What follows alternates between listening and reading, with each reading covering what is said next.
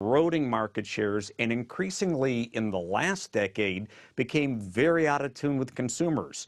It was building a lot of SUVs, a lot of fuel-guzzling vehicles that became unpopular in the marketplace when gas prices skyrocketed. So the net result was GM was weakened by a series of managerial and strategic miscalculations. But what got us where we are today is the collapse of the financial system and the downward slide of the U.S. economy. It's very likely, absent that, GM would be in some tough situations right now, but hardly bankrupt and in the situation of terrific cutting and implosion that we're looking at. What happened to the EV1, to the electric car, Professor Shaiken? Well, the EV1 was a great hope and a very visionary thing that GM did in the early 1990s. It sought to be the first automaker in the world to build an electric car. And the EV1 was a very impressive vehicle, and key to it ultimately was a new battery, which at the time was highly experimental, but very, very good in terms of its technical specifications, the nickel metal hydride battery. GM concluded after several years of this and a palace coup that got rid of the existing leadership of GM, including those that were championing the electric car, and basically said, okay, we can't manufacture this profitably, so we're going to shut it down. And then inexplicably, GM walked away from what might have been a very promising alternative, a hybrid vehicle. Toyota and Honda didn't. The rest is history. GM pioneered this, shut it down, and later in the decade bought Hummer. And that is almost symbolic of the kind of strategic miscalculation and short-term vision that caused the enormous weakening of the company. Do you agree with Ralph Nader's criticism of how President Obama's handling the bankruptcy? Oh, I think Ralph Nader's got a lot of very valid issues that he's raising here. The fact that so much of this was done off the public stage without congressional involvement lends itself to the government acting as a private equity fund versus admitting what we are doing in a moment of crisis. We are, in fact, nationalizing a major firm. Not on a long-term basis, but certainly to get it through this critical moment, and doing that without the public participation where we have a model with the loans to the Chrysler Corporation, although on a much smaller scale, that took place in the early 1980s. That lends itself to this sort of hedge fund mentality where the issue is getting in, making money for the government as quickly as possible, and getting out. The problem with that is twofold. First, it doesn't lend itself to the sort of long-term planning, which is precisely what the industry lacked in the first place and is necessary for a viable future. And second, the taxpayer is not simply a client for a private equity fund. The taxpayer winds up picking up the social cost. For those who are impacted in terms of the unemployment, the communities that crash, the cost is incalculable. But even for the taxpayer, this is not cheap in terms of unemployment benefits, in terms of the social cost of this kind of a contraction. Just to put yesterday's events in perspective, imagine an announcement that took place yesterday morning that said, we are going to eliminate the Chrysler Corporation. In the midst of an economic collapse, I think that would have raised a huge amount of criticism and protest. But the cuts of GM yesterday are an entity. These 14 plants, 20,000 hourly workers, another 5,000 salaried workers, that begins to approximate the size of the Chrysler Corporation in the United States. So the scale of these cuts is rather remarkable under any circumstances, but this taking place in the midst of an unprecedented and devastating recession really compounds these broader economic problems. So ultimately, this isn't simply an auto story. It's not a Detroit story. It really is an issue of where the economy's going and how quickly and effectively we recover economically, but also in terms of a manufacturing base and in terms of the social cost of this transition. Ralph Nader, let's talk about who's going to own GM. The U.S. government will invest another $30 billion, take ownership of about 60% of the company.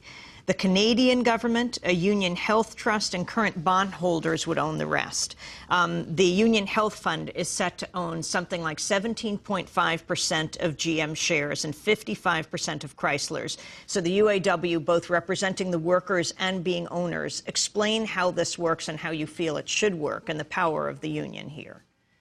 Well, there should be responsible owners. I mean, you can't have a situation where the government is the majority owner and then say they're not going to have influence on GM and they don't want a full representation on the board of directors.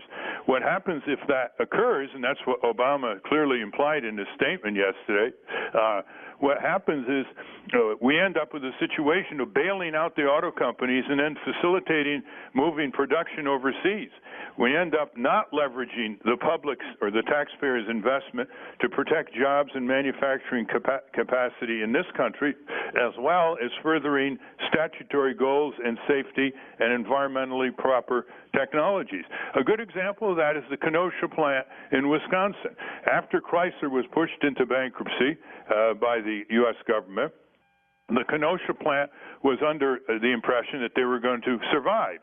Then they were called by Mr. Nardelli, who heads Chrysler, and he said, sorry, it's going to have to close.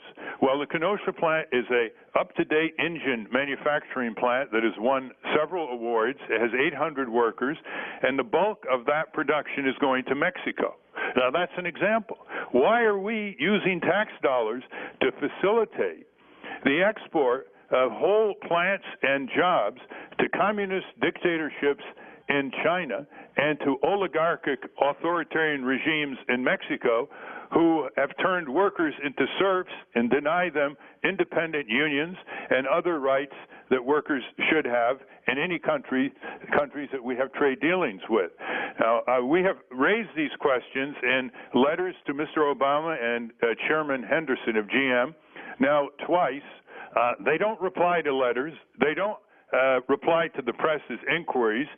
This is an authoritarian corporate state operation, Amy. And those who are interested in the letters, they're on my website, nader.org. But this business of letting the bankruptcy court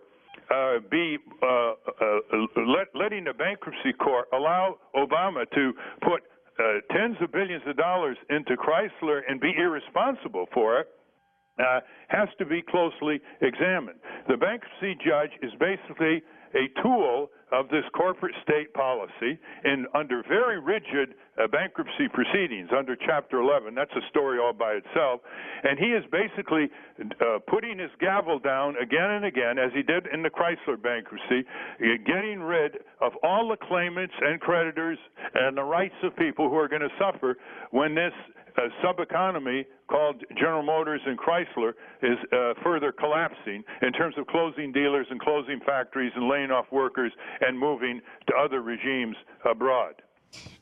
Professor Shaiken, a lot of anti-labor commentators on television are saying it's the UAW that brought down General Motors and Chrysler, the cost of labor. Can you share your analysis on this?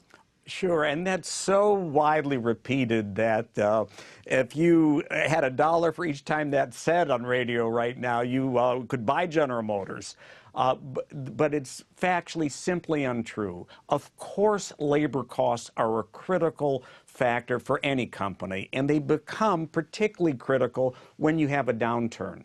But the labor costs were not what led us into the current mess with General Motors.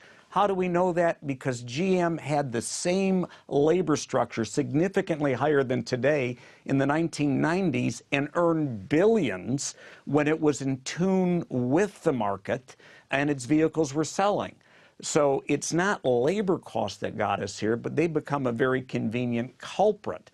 Now, it is true that there are really extraordinary pressures downward on labor costs. The UAW recognized those political realities and made major concessions in a recent contract to preserve the jobs at GM. I don't think they had much of an alternative in that.